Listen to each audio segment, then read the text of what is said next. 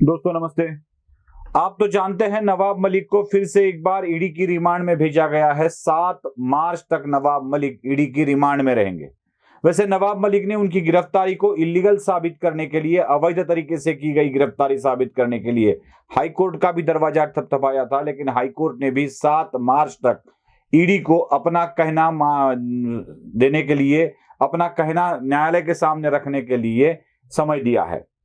अब नवाब मलिक 7 मार्च तक तो ईडी के रिमांड में रहने वाले हैं। मैं तो ये समझता हूं, जितना कुछ मैं समझ पा रहा हूं, ये नवाब मलिक की 7 मार्च ये आखिरी तारीख नहीं होगी। उससे आगे भी शायद उनको रिमांड में रखा जा सकता है या जुडिशियल कस्टडी में भी रखा जा सकता है। उनकी जमानत मिलने के आसार मुझे व्यक्तिगत तौर पर कम दिखाई दे रहे हैं, क्योंकि जो भी कुछ तथ्य सामने आ रहे हैं उन तथ्यों से पता चलता है कि नवाब मलिक बहुत सारी उलझनों में फंसे हुए हैं। अब फंसे हुए हैं इस शब्द को फंसाया गया है इस तरह से प्रेजेंट किया जाता है, लेकिन क्या नवाब मलिक सच में फंसाए गए हैं या फंस गए हैं, यह समझ लेना जरूरी बन गया है। देखिए, नवाब मलिक की जो केस है उसको जरा अच्छी तरह से समझना पड़ेगा। हम लोग ये समझ रहे हैं कि नवाब मलिक ने एक प्लॉट खरीदा है और उस प्लॉट के लिए उनको सीधा अंडरवर्ल्ड के साथ जोड़कर गिरफ्तार किया गया है। अब कुछ लोग ईडी की गलतियां भी निकाल रहे हैं। हुआ है या नहीं हुआ है पता नहीं है, लेकिन 55 लाख, 5 लाख, 5 लाख था 55 लाख बना दिया, इस तरह की बातें हो रही है। मतलब 5-1 लाख के व्यवहार के लिए नवाब मलिक को गिरफ्तार किया जा रहा है, ऐसी भी बातें हो रही है। यह व्यवहार कितने का हुआ, 5 या 55, यह बात महत्वपूर्ण है ही नहीं इस पूरे मामले में। मतलब कोई अगर कहता है कि 5 लाख रुपए का व्यवहार था, उसको 55 लाख दिखाया गया और इतना बड़ा नहीं था, क्यों सताया जा रहा है नवाब मलिक को? मैं आपको बता दूं, 5 हो या 55 या 5 करोड़, कुछ भी हो, यह व्यवहार किसके साथ हुआ है यह जान लेना जरूरी है। नवाब मलिक की केस शुरू हुई है नवाब मलिक को फंसाने के लिए, ऐसा अगर आप समझते हैं तो बिल्कुल गलत समझते हैं। यह केस पहले से शुरू हुआ और नवाब मलिक तक आया है अब तक। इसके आगे भी बहुत दूर तक यह केस जाने वाला है। और हम लोग जो समझ रहे हैं कि सिर्फ ईडी इन्वॉल्व है, तो सिर्फ ईडी इन्वॉल्व नहीं है, ईडी तो बाद में आई है। मतलब यह केस ईडी से शुरू हुआ है और ईडी इसको खत्म करेगी, ऐसा नहीं होने वाला है। यह केस शुरू कहीं और से हुआ है और कोई और ही इसको खत्म करने वाला है। और जो भी तथ्य सामने आएंगे वो बड़े ही, मैं दिलचस्प ये शब्द इस्तेमाल नहीं करूंगा क्योंकि यह बात दिलचस्प है ही नहीं, खतरनाक तथ्य सामने आएंगे, डर पैदा करने वाले तथ्य सामने आएंगे। क्योंकि इस केस की पूरी शुरुआत जो हुई है वो एनआईए से हुई है। अब एनआईए अगर ये केस शुरू करता है तो क्या होगा इसमें जरा आप समझ लीजिए। पिछले महीने दाऊद के भाई इकबाल कासकर को ईडी द्वारा गिरफ्तार किया गया था। लोग समझते हैं कि यह केस वहीं से शुरू हुआ है। इकबाल कासकर की गिरफ्तारी के बाद बहुत सारे जमीनों के लेन देन के व्यवहार सामने आए और इसमें कुछ पॉलिटिकल पर्सनालिटी भी इन्वॉल्व है, ऐसा देखने को मिला।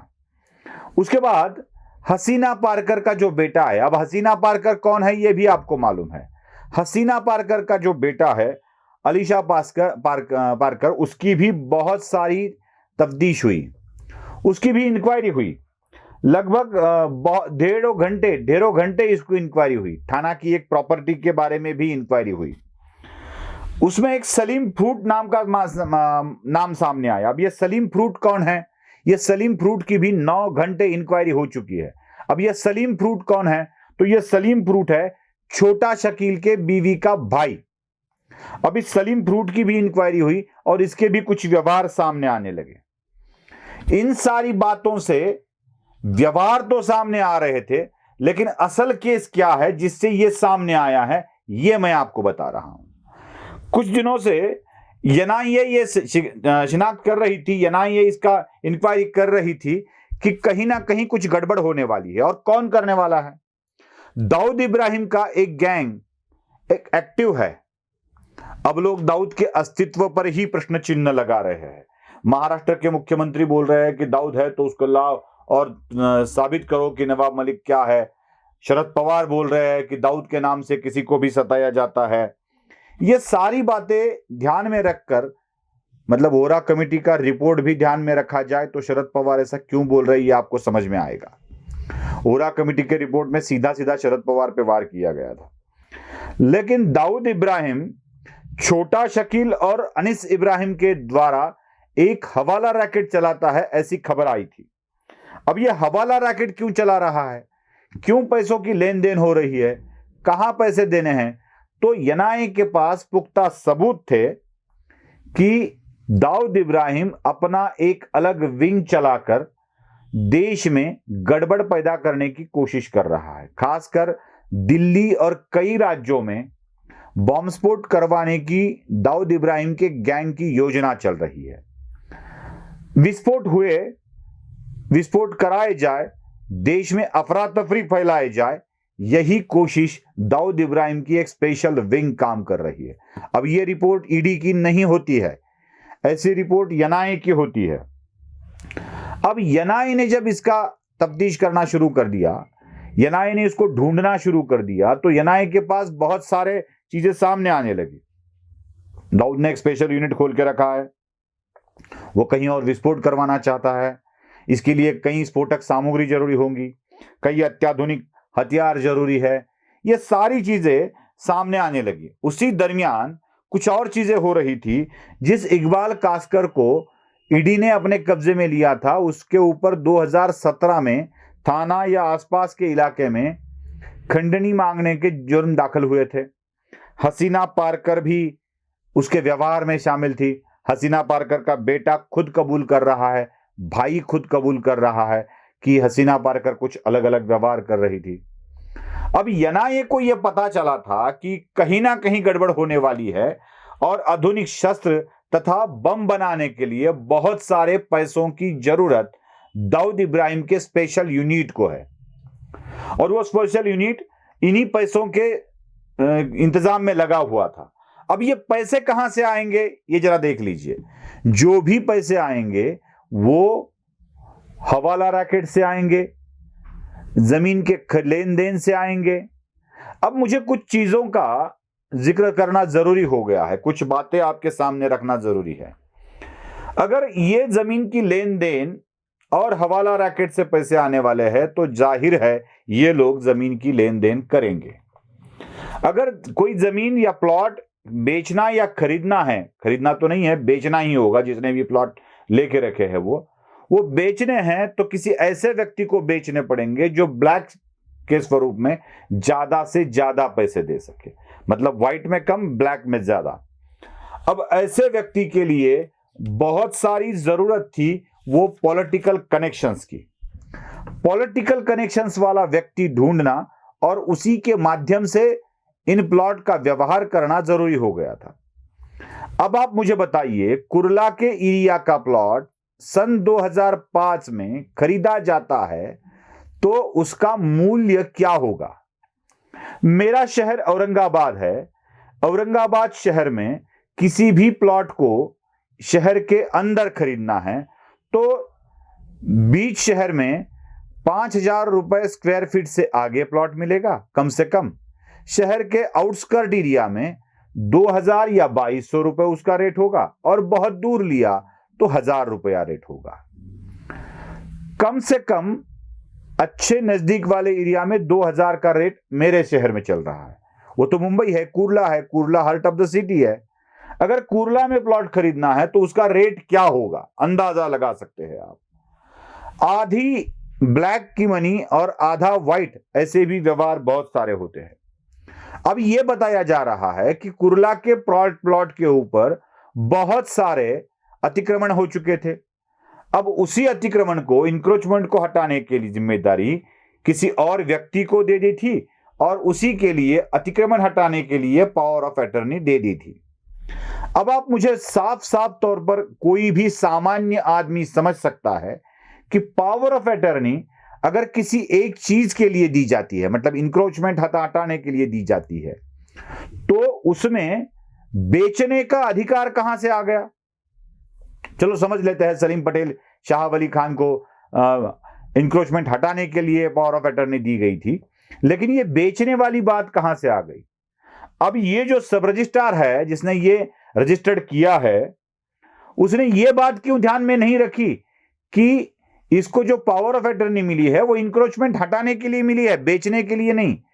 फिर नवाब मलिक के बेटे की कंपनी को, जिसमें उनका भाई भी पार्टनर है, सॉलिडस नाम की कंपनी, उसको ये प्लॉट बेचा कैसे गया? क्या सब रजिस्ट्रार ने उस वक्त उस चीज का ध्यान नहीं दिया था? क्या उस वक्त के सब रजिस्ट्रार ने रेडी रेकनर के रेट क्या है इसके ऊपर ध्यान नहीं दिया था? क्या उस वक्त के मुद्रांक शुल्क वाले कलेक्टर ने, जो स्पेशल ऑफिसर होता है हर डिस्ट्रिक्ट में, मुद्रांक जिलाधिकारी बोला जाता है उसे, क्या उसने इस बात पर ध्यान नहीं दिया? क्या पावर ऑफ अटर्नी के ऊपर ध्यान नहीं दिया? उस जमीन का अब तक क्या स्टेटस है? क्या बेची गई है फिर से किसी को या खरीद गई है? क्या कैपिटल गेन वाला मामला कुछ है इसमें, उस पर टैक्स भरा गया या नहीं भरा गया है? ये सारी चीजें कहां आ रही है? मेरा तो ईडी के अफसरों से कहना है, भाई अगर आप अलग अलग स्टेट से हो तो महाराष्ट्र के महसूल कायदों की जरा जानकारी लीजिए। पावर ऑफ अटर्नी अगर इंक्रोचमेंट हटाने के लिए थी तो बेचने के लिए कैसे इस्तेमाल की गई? पावर ऑफ अटर्नी है तो उन्होंने बेचा कैसे? इसमें रेडी रेकनर के रेट को ध्यान में क्यों नहीं लिया गया? अगर ये कम दामों वाली बात सही ठहराते हैं तो इतने कम दामों में प्रॉपर्टी बेची कैसी गई? कोई अपनी करोड़ों रुपए की प्रॉपर्टी, 2.8 एकड़ जमीन थी, वो प्लॉट नहीं था छोटा मोटा, उसे जमीन कहते हैं, प्लॉट नहीं कहते हैं। 2.8 एकड़ वाली जमीन अगर 5 या 55 लाख में बेची जाती है, चलो 5 करोड़ में भी बेची जाती है, तो कुर्ला वाली जमीन का 2 एकड़ से भी अधिक, 2.5 एकड़ वाली जमीन 5 करोड़ में भी बेची या खरीदी नहीं जाती है, उसका रेट कई गुना ज्यादा हो जाता है, सैकड़ों करोड़ में रेट चला जाता है वो। मतलब ये 1 गुंठा भी प्लॉट अगर कुर्ला में खरीदना है, 1 गुंठा भी 1000 स्क्वायर फीट से नीचे थोड़ा सा भी खरीदना है, तो क्या रेट लगता है? ये रेट तो पूना के आजू बाजू के एरिया में भी नहीं है, इससे बहुत ज्यादा रेट पूना के आजू बाजू के एरिया में भी है। मतलब 1-2 लाख रुपए गुंठे के हिसाब से पूना के रेट चल रहे हैं। 27 गुंठे कम से कम 1 एकड़ में होते हैं, चलो 2 लाख भी पकड़ लिए तो 54 लाख रुपए 1 एकड़ के ही होते हैं। 1 करोड़ 8 लाख रुपए 2 एकड़ के होते हैं। 27 में से आधा भी किया तो कम से कम 2.5 करोड़ रुपए की प्रॉपर्टी पूना के इर्द गिर्द में हो जाती है, वो भी 15-20 किलोमीटर दूर। ये तो प्रॉपर्टी मुंबई की है। क्यों ऐसे इस तरह की बातें हो रही है? किस तरह से रेट बताए जा रहे हैं? ये ब्लैक वाला रेट से ही व्यवहार किया गया है और पैसे दिए जाए इसका इंतजाम किया गया है। और यही एक बात हमें ध्यान में रखनी चाहिए कि जो भी हसीना पारकर हो, शाह वली खान हो, या वो दूसरा वाला सलीम पटेल हो, इन सब को बीच में डालकर एक मोटी सी रकम ट्रांसफर की गई है हसीना पारकर या इकबाल कास्कर के पास, जो दाऊद के स्पेशल यूनिट तक पहुंचेगी और जिसके जरिए एक टेरर फंडिंग खड़ा किया जाएगा। इन छोटी छोटी बातों पर जो बड़ी महत्वपूर्ण है, इन पर इनको नजरअंदाज करके कुछ अलग कहानी बताई जा रही है क्या? अगर यह कहानी अलग बताई जा रही है, कम दामों में लिया है तो भी कम दामों में कैसे मिल सकता है? ज्यादा दाम दिए है तो ज्यादा दाम उन तक पहुंच गए हैं। ये सारी बातें ईडी के सामने अभी है और यह मसला सिर्फ ईडी का नहीं है, एनआईए का है। इसीलिए अब 7 मार्च तक की तारीख मिली है ईडी को, जिसमें नवाब मलिक को रिमांड में रखा जा सके। मैं पॉलिटिकल पार्टियों से भी अपील करता हूं कि देखो, आज इस पे आप राजनीति जरूर करोगे आप राजनीति इसके ऊपर। कोई बीजेपी को लांछन लगाएगा तो बीजेपी शिवसेना या राष्ट्रवादी के ऊपर लांछन लगा देगी, लेकिन ऐसे लांछन लगाने से सच छिपाया नहीं जा सकता। और मेरा तो कहना यह है कि ऐसा सच छिपाया भी नहीं जाना चाहिए। जो सच देश के विघातक कृत्यों के व्यक्तियों के हाथों होने वाला है, इन सच को उजागर करना और ऐसे व्यक्तियों को जेल के सलाखों के पीछे डालना जरूरी है। तो पॉलिटिक्स छोड़कर, गंदी राजनीति छोड़कर इस बारे में सब सोचे तो सबका मंगल होगा, नहीं तो अमंगल तय है। मैं तो ये कहता हूं कि ये ईडी से शुरू होकर ईडी पे खत्म नहीं होगा। ईडी ने बीच में शुरुआत की है, एनआईए से शुरू किया है और इस कहानी को एनआईए ही खत्म करेगी। नमस्ते।